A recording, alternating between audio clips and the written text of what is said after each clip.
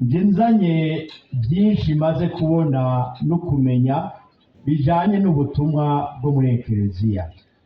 Namwe ndazi ko mufise byinshi Imana yabagabiye, nimubizane rero tubinywanisha.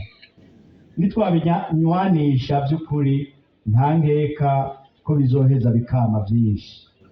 Ndaje ngo tubane dusangire ikivi c'ukubaka buhoro buhoro ubwami bw'Imana.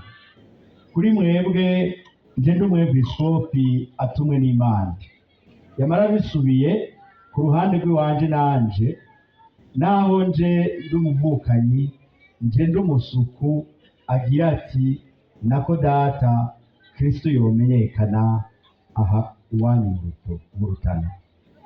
Ahanje ndabemereye ko tuzoja inama n'ingingo mu gikorwa cyo kubaka ekereziya muryango, na kare ishiga rimwe ntiryarika. Ndangije nsubira gukengurukira n'umutima wanje wose mwebwe mwese mwaje kunshigikira no kunsabira.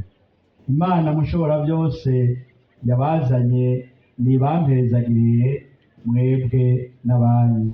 Nitugere Kristo.